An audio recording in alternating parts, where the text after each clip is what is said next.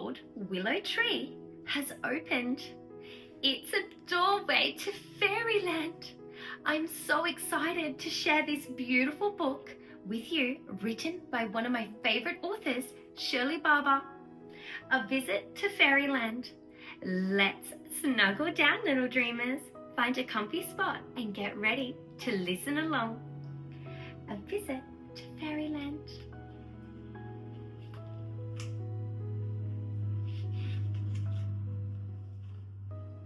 Laura said there were fairies at the bottom of the garden. She said that in an old willow tree there was a green door, and when the fairies opened it, you could see right into fairyland. Yes, dear, said her mother, who was busy cooking. Now why don't you take your little brother into the garden? You can show him the fairies and the door to fairyland. Laura couldn't tell her mother, though she was just pretending, and she felt rather hurt. Still, she took Daniel's hand and led him into the garden and down towards the willow tree. Shh, Danny, she whispered. If we are very quiet, the fairies might open the green door and come out to talk to us. Sure enough, after a few minutes, the green door opened and out came the fairies.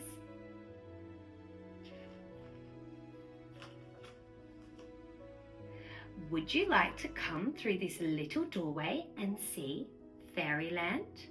Asked the fairies. Oh yes, exclaimed Laura excitedly. Then she and Daniel crawled through the doorway and found themselves in fairyland. Before them was a toadstool town where pixies and other fairy folk were busy shopping, chatting, just like people. Daniel trotted off, chuckling to explore the narrow, twisting streets. Don't go too far, you might get lost, warned his sister. Stay close so I can keep an eye on you.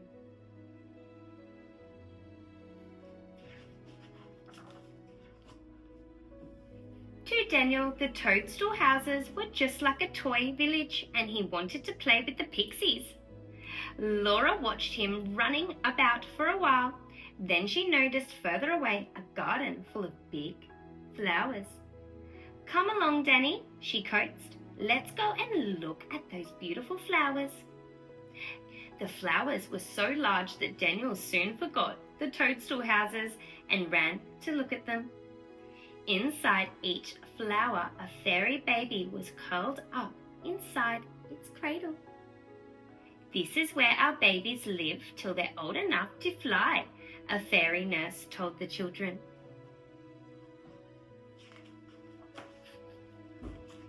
The flower nursery was bathed in warm golden light, and soon the children were glad to go into some nearby woods where it was cool and shady. A fern-fringed path led them to a lily pool where fairies were bathing and playing near a crystal spring. Laura and Daniel drank spring water from leaf cups and paddled into the shallows. Soon they felt cool enough to explore further.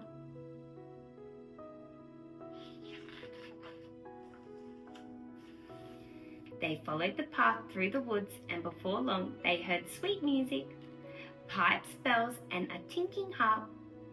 Then, in a clearing edge with flowers, they came upon a group of elfin musicians. Rabbits, mice, and frogs all had their part to play, and several fairies were dancing to the music. There's a ball tonight, the fairies explained to the children, so we are practicing our steps.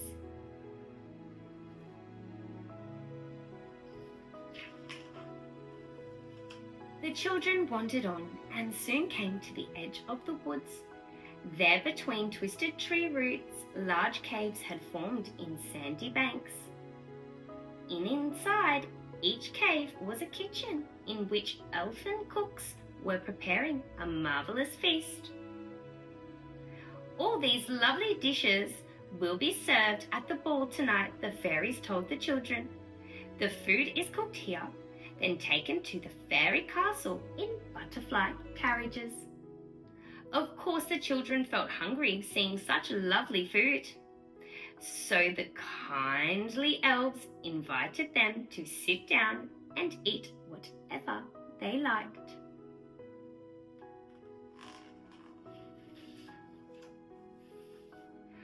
While they tried all kinds of dainty and colourful cakes and biscuits, Laura talked to the fairies and elves about life in fairyland. Do you ever have to do any work? She asked. Oh yes, one of the silver-haired fairies replied. My work is to go out and put frost crystals everywhere. Why do you do that? Laura asked, puzzled. Well, when the world has been dull and gloomy and you wake to a day where every twig and piece of grass blade sparkles, it's suddenly a beautiful surprise, isn't it? Oh yes, it is, cried Laura. Thank you, Silver Fairy, for all your lovely frosty mornings.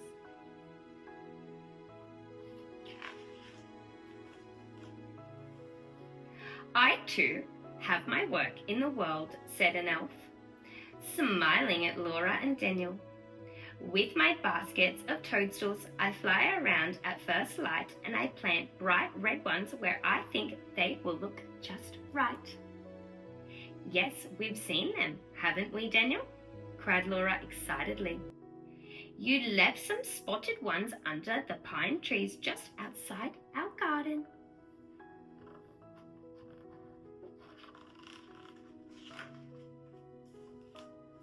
Now, what would you like to see next? The fairies asked the children. Laura looked at Daniel. We ought to be going home, she said regretfully. Our Aunt Kathy is coming to our lunch at our house, and it will be ready soon. But Daniel wasn't ready to go home, and Laura was afraid he would make a fuss. So she decided they could stay in fairyland for just a little longer. But Daniel wasn't ready to go home, and Laura was afraid he would make a fuss. So she decided they could stay in fairyland just for a wee bit longer. Can we see where you make all your pretty sparkling dresses? She asked the fairies. So the fairies showed the children the little silk spinners who spent all their time making fine shawls, cloaks and dresses, all delicately sewn with diamond droplets. Please show us one last thing before we go home, Laura said. We'd love to see the fairy castle where you live and where the ball will be held tonight. So the fairies put Laura and Daniel onto the butterfly carriages, which floated over the sea to a bay of islands, where the glittering fairy castle stood upon a rocky pinnacle. While they were circling the castle, Daniel fell asleep in the butterfly carriages.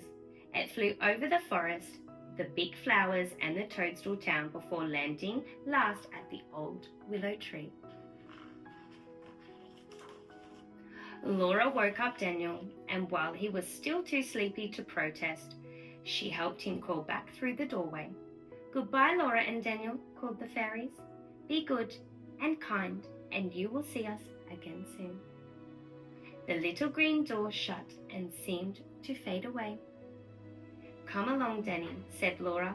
Let's go and have lunch and we'll tell Mummy all about our visit to Fairyland.